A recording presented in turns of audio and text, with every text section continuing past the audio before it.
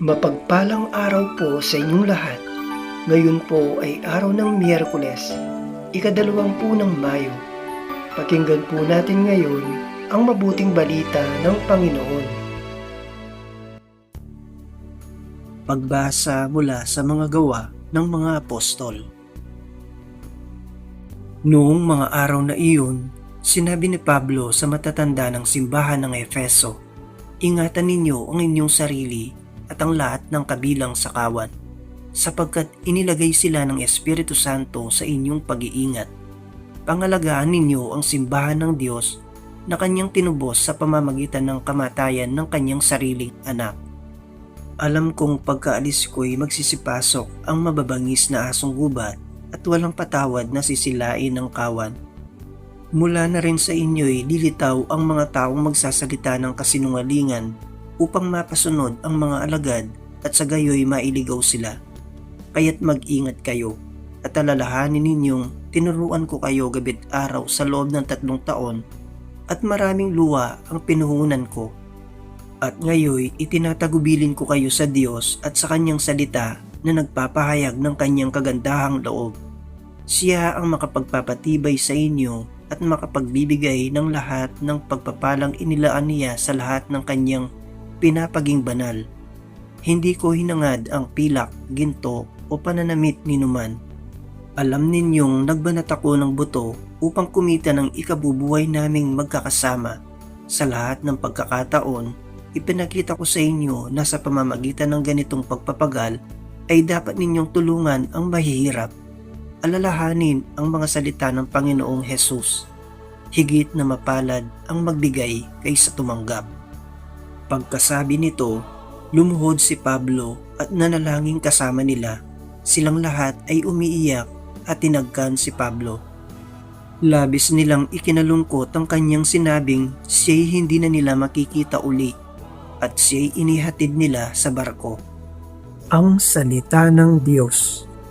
Salamat sa Diyos. Salmong tugunan. Tanang mga kaharian, ang poong Diyos ay awitan. Sana'y iyong ipadama ang taglay mong kalakasan, ang lakas na ginamit mo noong kami isang galang. Magmula sa Jerusalem sa iyong tahanang templo na pati ang mga hari duhoy naghahandog sa iyo. Tanang mga kaharian, ang poong Diyos ay awitan. Umawit sa Panginoon ang lahat ng kaharian, awitan ng pagpupurit, ang poon ay papurihan. Purihin ang naglalakbay sa matandang kalangitan, mula ro'y maririnig ang malakas niyang sigaw. Tanang mga kaharian, ang poong Diyos ay awitan. Ipahayag ng balana ang taglay na kalakasan. Siya'y hari ng Israel, maghahari siyang tunay. Yang taglay niyang lakas ay buhat sa kalangitan. Kahanga-hanga ang Diyos sa santuaryo niyang banal. Siya ang Diyos ng Israel na sa tanay nagbibigay ng kapangyarihan at lakas na kanilang kailangan. Tanang mga kaharian, ang poong Diyos ay awitan. Aleluya, aleluya. Amang Diyos ni Jesucristo, ang salita mo'y totoo, kami ay pabanalin mo. Aleluya, aleluya. Ang mabuting balita ng Panginoon ayon kay San Juan. Noong panahong iyon, si Jesus ay tumingala sa langit, nanalangin at ang wika, "Amang banal, ingatan mo sila sa pamamagitan ng kapangyarihan ng iyong pangalan, pangalang ibinigay mo sa akin, upang sila'y maging isa kung paanong tayo'y iisa.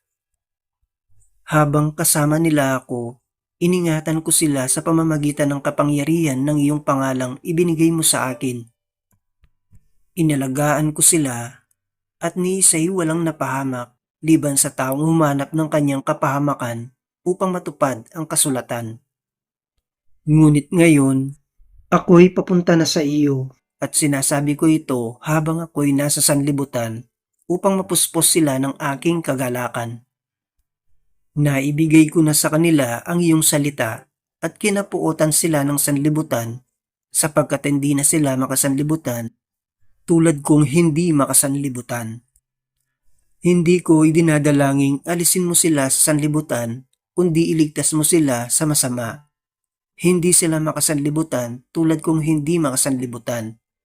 Italaga mo sila sa pamamagitan ng katotohanan. Ang salita mo'y katotohanan. Kung paanong sinugo mo ako sa sanlibutan, gayon din naman, sinusugo ko sila sa sanlibutan. At alang-alang sa kanila'y itinalaga ko ang aking sarili upang may talaga rin sila sa pamamagitan ng katotohanan. Ang mabuting balita ng Panginoon. Pinupuri ka namin, Panginoong Hesukristo.